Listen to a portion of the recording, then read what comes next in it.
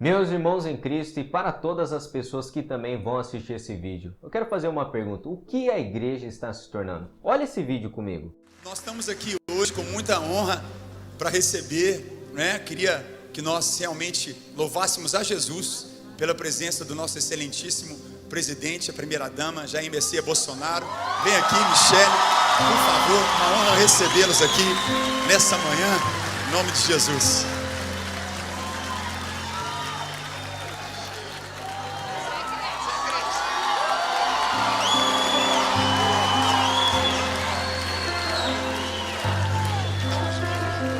Um culto que é para ser prestado a Deus, agora as pessoas recebem um chanceler maior do país com mito. Que absurdo, que profanação na igreja, meus irmãos.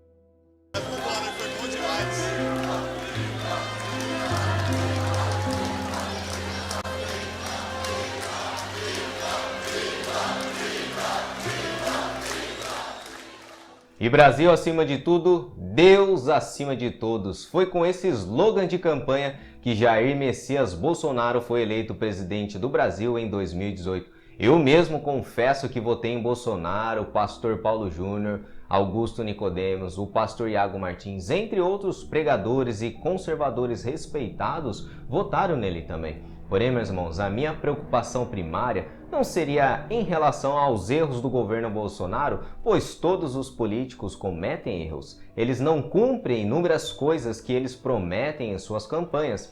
Mas a minha crítica é sobre o que a igreja tem se tornado nesses últimos 4 anos. E se você que está assistindo esse vídeo é eleitor do Bolsonaro, não fique ofendido com as minhas críticas, pois ela se restringe ao que a igreja está fazendo com esse homem. Veja comigo, por exemplo, o que o pastor Iago Martins comentou a respeito da ida do Bolsonaro à igreja da Lagoinha. A Lagoinha se tornou uma sinagoga de Satanás, entrega seu púlpito para descrentes e dá glória a homens ímpios. Consuma o que sempre foi um império de homens. E eu assino embaixo sobre tudo que o pastor Iago Martins disse. O culto prestado na igreja é somente para Deus. Deus é a atração do culto, meus irmãos. O centro do culto é somente para Deus. A adoração que devemos dar é somente para o nosso Senhor. E o chanceler maior do país entra na igreja e é recebido com inúmeros gritos. Mito! Mito! Que palhaçada é essa que estão fazendo com a igreja? Desde a ascensão do governo Bolsonaro em 2018, quando ele assumiu a presidência, até hoje em 2022, meus irmãos, se passaram 4 anos e o estado da igreja está cada vez pior. E depois que Bolsonaro sofreu um atentado à facada durante a sua campanha, em 6 de setembro de 2018, inúmeros perfis começaram a tratar o presidenciável como uma espécie de Marte aqui no Brasil. Ou como muitos disseram, ele sangrou por nós, ele sangrou por você, hein? Vocês já viram isso, meus irmãos? Se não, veja comigo rapidamente o print que eu separei. E quem se lembra do caso onde o falso apóstolo René Terranova levou um grupo de fiéis para se batizarem no Rio Jordão em Israel, e no ato do batismo as pessoas formavam o número 17, que era o número do Bolsonaro na sua época da candidatura. Veja o trecho do vídeo comigo para relembrarmos essa blasfêmia.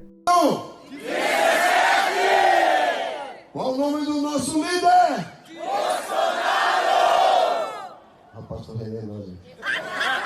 Qual o nosso número? 17! Presidente da República! Bolsonaro! Salva!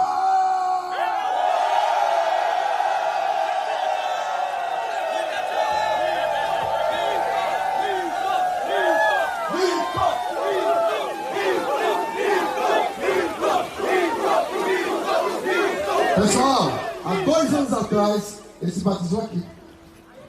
E o batismo, por exemplo, é um dos principais símbolos da fé cristã, que simboliza a morte e a ressurreição do crente para uma nova vida em Cristo Jesus. Isso, meus irmãos, foi um ato de profanação do batismo e não para por aí. Jair Bolsonaro não é declarado cristão, mas sim católico, e na tradição protestante e inúmeras igrejas tradicionais, a Santa Ceia é recusada para seitas como católicos, Mormons, Testemunhos de Jeová, entre outras denominações heréticas. Porém, Bolsonaro participou da Santa Ceia inúmeras vezes, pois para muitos ele é o líder cristão do nosso país. Silas Malafaia, por exemplo, é um dos maiores mentores espirituais do presidente. E Malafaia, como muitos sabem, esse homem ama ficar ao lado de quem está no poder. No passado, ele deu apoio até ao próprio Lula, você sabia disso? Edir Macedo, bispo da Igreja Universal, na ocasião da eleição do Bolsonaro, disse que iria ungir o presidente da mesma forma que um dia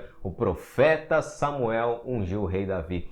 E esses são apenas alguns exemplos de inúmeras profanações espirituais que a igreja, meus irmãos, tem feito com esses homens. E infelizmente a igreja parece que não aprendeu com a história ainda. Após a morte e ressurreição de Cristo, os apóstolos receberam o chamado de Jesus Cristo para pregar o evangelho em todo o mundo.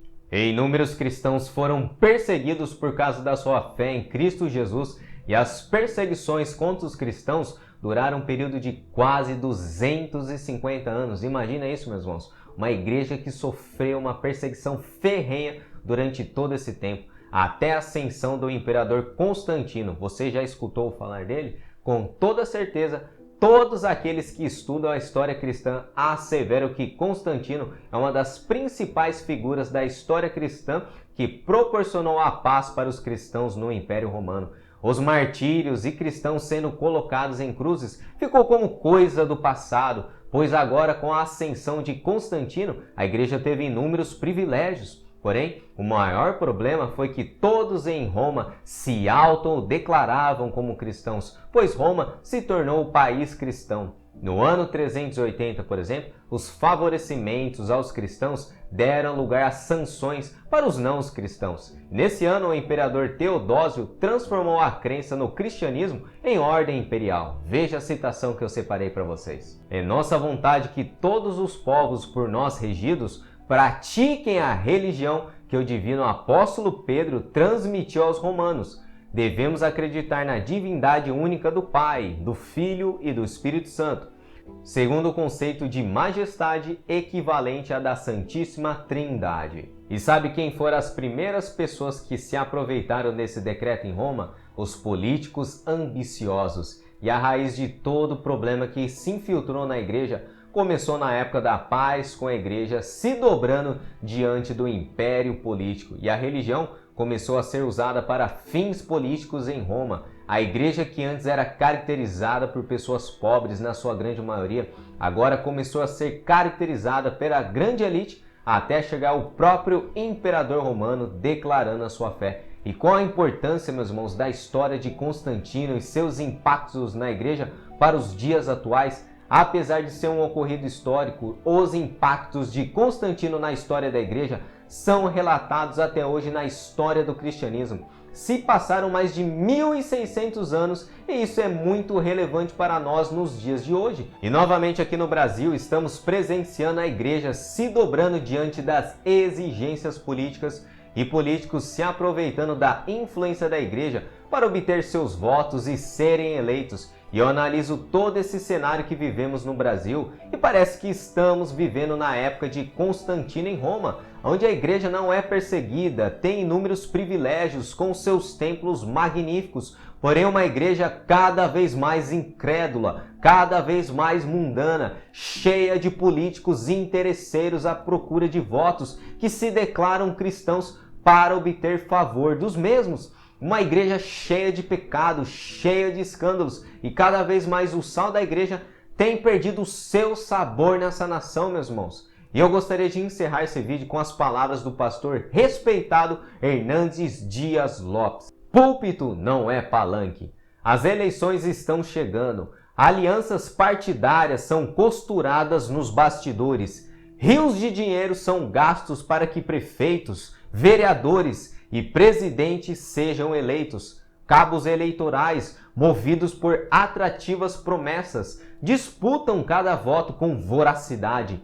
Nessa corrida rumo à vitória eleitoral, muitos políticos buscam apoio das igrejas. Tristemente, muitas igrejas transformam seus púlpitos em palanques e seu rebanho em curral eleitoral. A igreja de Deus não pode vender sua consciência. O púlpito não é palanques, nem a igreja curral eleitoral. sem deixar de exercer nossa cidadania com discernimento, nosso apelo é que os púlpitos evangélicos brasileiros estejam comprometidos tão somente com a palavra de Deus.